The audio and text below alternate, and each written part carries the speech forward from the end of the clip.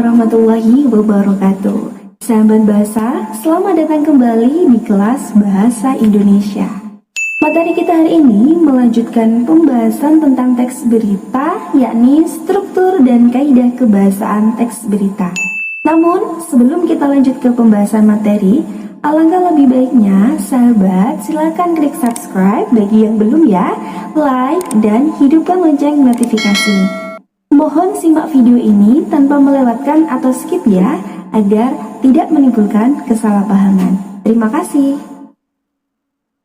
Struktur teks berita biasa disebut dengan piramida terbalik. Seperti ini bentuknya. Lebar bagian menandakan seberapa penting bagian itu. Semakin sempit berarti semakin kurang penting. Pertama, paling atas dan paling lebar adalah judul berita. Bagian ini merupakan bagian paling penting dan utama karena merupakan gambaran umum isi berita. Dan jika tidak ada judul, maka berita tidak akan pernah tersusun. Kedua, lead atau kepala berita. Bagian ini merupakan bagian paling utama dari isi berita. Sebab pada bagian ini harus mencakup sebagian besar dari unsur adik simba. Apa, di mana, kapan, siapa, mengapa, dan bagaimana. Agar ketika terjadi pemangkasan untuk mengefisiensi tata letak dan sebagainya, berita ini tidak ada yang hilang atau terpotong yang berakibat berita menjadi rancu. Selanjutnya, tubuh berita. Bagian setelah lead adalah tubuh berita. Seperti manusia ya, setelah kepala ada tubuh. Nah, bagian tubuh berita inilah menjadi bagian penjelas yang menjelaskan peristiwa yang ada dalam lead atau kepala berita, agar pembaca lebih gamblang, lebih memahami terhadap peristiwa yang diberitakan. Terakhir, bagian yang paling sempit yakni ekor berita. Dilihat dari bagiannya atau dilihat dari bentuknya yang sempit, sepertinya bagian ini tidak begitu penting ya dalam berita. Iya, memang bagian ini boleh ada, boleh tidak dalam berita. Berisi kesan, pesan, simpulan, atau penutup lainnya yang berfungsi sebagai pelengkap atau penyeimbang berita. Kita ibaratkan berita ini adalah kucing. Memiliki kepala, memiliki tubuh, dan memiliki ekor. Seekor kucing yang tidak memiliki ekor tetap bisa hidup layaknya kucing lain. Akan tetapi ketika dia memiliki ekor, maka kucing ini akan terlihat lebih cantik dan lebih menarik. Hal ini serupa dengan fungsi ekor dalam berita. Itu tadi struktur teks berita. Sekarang kita bahas kaidah kebahasaan teks berita. Pertama, penggunaan bahasa standar atau baku. Berita harus disusun menggunakan bahasa yang baku sesuai KBBI, Kamus Besar Bahasa Indonesia. Tidak boleh menggunakan bahasa kekinian, alay, atau santai, terkesan kurang sopan. Dan harus menggunakan bahasa standar yang umum digunakan agar mudah dipahami. Hindari menggunakan majas atau kosakata tinggi agar pembaca tidak pusing memikirkan maknanya. Serta jangan menggunakan bahasa yang kedaerahan kecuali untuk berita lokal.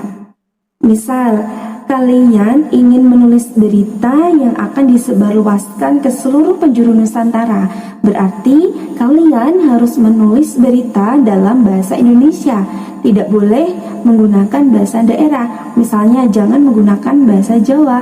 Nanti orang dari luar Jawa atau orang yang tidak memakai bahasa Jawa tidak akan paham dengan berita yang kalian sampaikan. Namun, jika berita ingin ditulis khusus untuk satu daerah, misalnya Jawa Tengah, barulah boleh ditulis menggunakan bahasa daerah, yakni bahasa Jawa. Yang kedua, penggunaan kalimat langsung. Kalimat langsung ditandai oleh dua tanda petik ganda dan disertai keterangan penyertanya, menunjukkan perkataan atau kalimat yang diucapkan oleh seseorang. Dalam berita, kalimat langsung ini berkaitan dengan kutipan dari narasumber. Sebagai contoh, kalian bisa melihat kalimat langsung berikut ini.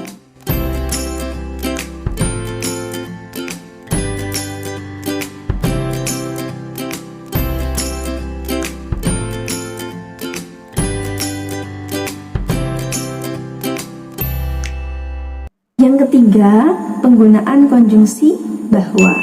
Konjungsi bahwa ini berfungsi sebagai penerang kata yang diikutinya. Biasanya ditemukan dalam kalimat tidak langsung. Jika tadi ada kalimat langsung, kebalikannya ada kalimat tidak langsung. Nah, untuk menguraikan kalimat langsung menjadi kalimat tidak langsung, ini bisa menggunakan konjungsi bahwa. Sekarang kalian perhatikan contoh berikut ini ya.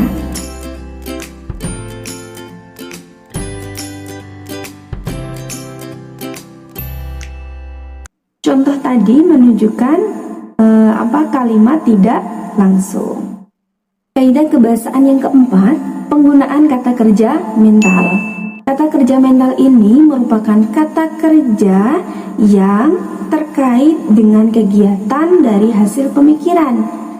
Jadi bentuk kegiatannya itu tidak bisa dilihat oleh mata. Contohnya, memikirkan, membayangkan, mencintai, mengasihi, menyayangi, berpraduga, berasumsi, berkesimpulan, dan sebagainya. Nah, kata kerja yang saya sebutkan tadi, ini bentuk kegiatannya tidak bisa dilihat oleh mata, akan tetapi bisa dirasa dan dipikirkan. Kaidah kebahasaan yang kelima yakni penggunaan fungsi keterangan waktu dan tempat. Kalian tentu masih ingat dengan unsur adik Simba yang harus ada dalam berita, bukan?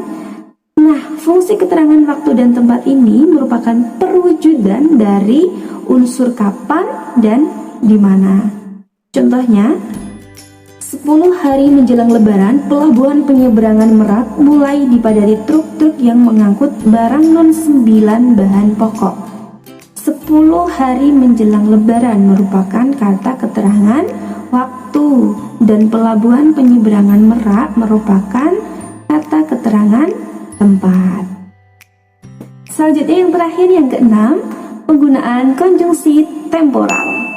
Sebuah berita disusun secara kronologis atau berdasarkan urutan waktu, sehingga jalan cerita kejadian runtut. Nah, sebab keruntutan inilah berita yang ditulis membutuhkan konjungsi temporal, seperti kemudian, selanjutnya, sebelumnya, awalnya, akhirnya, lalu, setelah itu, dan sebagainya. Contoh, sekitar pukul 12:45 waktu Indonesia Barat, Sabtu 15 Maret 2014, langit Riau tampak mendung. Tak lama kemudian, hujan yang diharapkan semua masyarakat akhirnya pun turun. Kemudian, ini menunjukkan konjungsi temporal.